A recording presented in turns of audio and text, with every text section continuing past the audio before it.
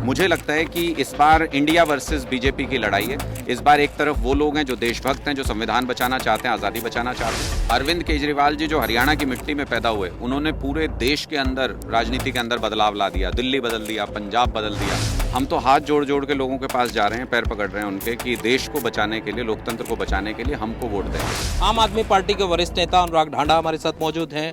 ढांडा जी, slogan आप लोगों ने दे दिया है, क्या लगता है कि राह कितनी आसान, या लगता है कि चुनौती है बड़ी? बदलेंगे कुरुक्षेत्र, बदलेंगे हरियाणा, इब के इंडिया को जिताना।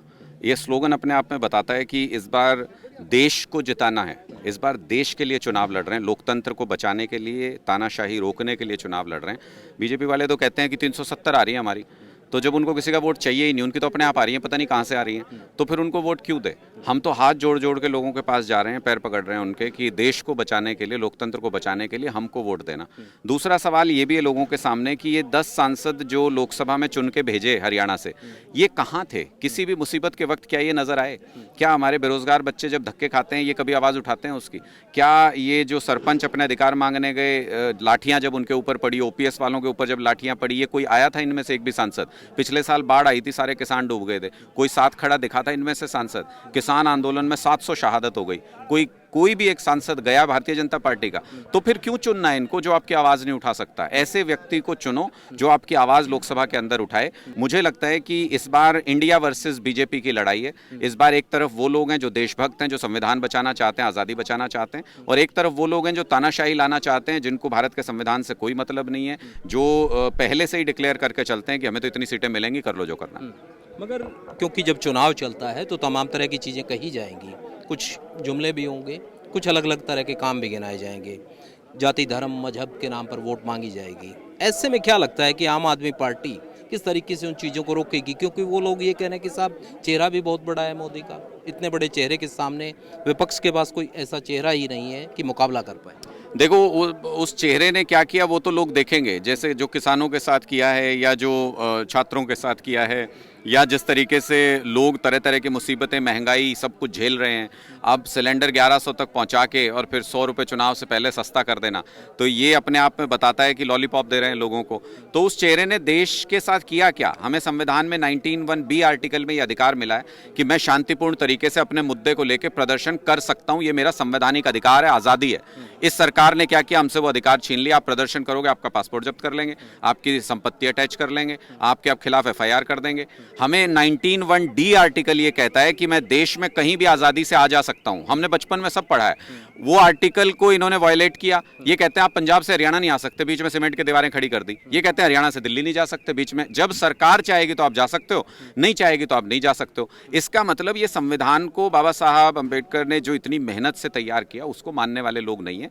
ये उसको खत्म करना चाहते हैं और तानाशाही लाना चाहते हैं। इस बार लोगों के सामने पूरे देश में यही सवाल है कि क्या वापस से हम तानाशाही के दौर में चले जाएंगे, वापस से हम जैसे अंग्रेजी शासन था वैसे शासन में जाना चाहते हैं, या संविधान के तहत देश को चलाना चाहते हैं? तो लोग इस बार इंडिया गठबंधन के लिए इसलिए वोट करेंगे क्योंकि देश को, लोकतंत्र को, संविधान को बचाना।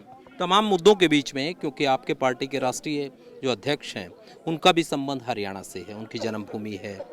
पंजाब के मुख्यमंत्री हैं, उनका भी पारिवारिक संबंध कुरुक्षेत्र से है। ऐसे में क्या इन चीज़ों का भी एडवांटेज मिलता है? पब्लिक ये मानती है कि कहीं ना कहीं एक लगाव है, तो उससे एक लगता है कि नेता के साथ जुड़ाव है। निश्चित तौर पे मिलता है। अपने खून पे कौन नहीं विश्वास करेगा?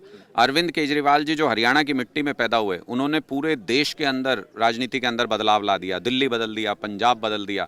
पूरे देश में उनके उदाहरण दिए जाते हैं कि ऐसी सरकार चला रहे हैं अरविंद केजरीवाल।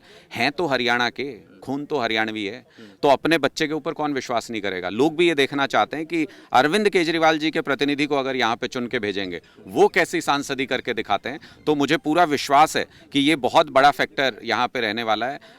मान साहब तो कह ही गए कि उनकी भी रिश्तेदारी हरियाणा में है, तो वो उनका भी लगाव खास लोगों का है यहाँ पे उनके साथ भी।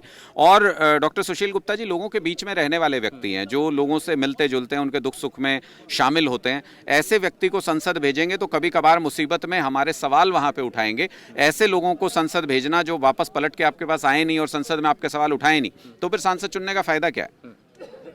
क्योंकि जब आप लोग कार्यक्रम कर रहे थे उस दौरान एक राजनीतिक घटनाक्रम भी दिल्ली में हुआ। जो वीरेंद्र सिंह जो हैं वो दोबारा से कांग्रेस में आ गए, ब्रजेंद्र सिंह हिसार से सांसद। किस तरीके से देखते हैं? क्या लगता है कि कहीं परिवर्तन चल रहा है या फिर इंडिया जो है उसको मजबूत देख रहे हैं इसलिए घर वापसी हो रही है? देखिए, इनके सारे सांसद इधर उधर जाएंगे, वो इसलिए जाएंगे क्योंकि देश के खिलाफ सोचने वाले बहुत कम लोग होते हैं। अंधभक्त और देशभक्तों में अगर कंपैरिजन करोगे तो देशभक्त कहीं ज़्यादा हैं अंधभक्तों से देश के अंदर। तो जिसको भी ये लगता है कि ये तानाशाही लाने की कोशिश कर रहे हैं, ये संविधान खत्म करने की कोशिश कर रहे हैं, वो छोड़ छोड़ के इधर उधर जाएंगे सब लोग। और दूसरी तरफ अगर आप देखें तो जब से इंडिया गठबंधन बना है, पहले ये कहते थे इंडिया गठबंधन बना नहीं सकते तो सीबीआई ईडी की रेड कर देंगे, जेल में डाल देंगे। अरविंद केजरीवाल जी ने कहा कि तुमसे जो होता हो कर लो, देश मेरे लिए सबसे ऊपर है, इंडिया गठबंधन तो बनाएंगे।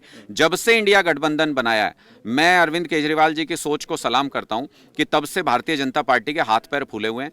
10 की 10 सीटों पे हरियाणा में इनको समझ नहीं आ रहा है लड़ाएं किसको और टिकट काटें किसकी। 195 सीट अनाउंस की, लेकिन हरियाणा में प्रदेश अध्यक्ष की सीट भी, कुरुक्षेत्र से प्रदेश अध्यक्ष हैं इनके सांसद, उनकी भी सीट अनाउंस नहीं कर पाए।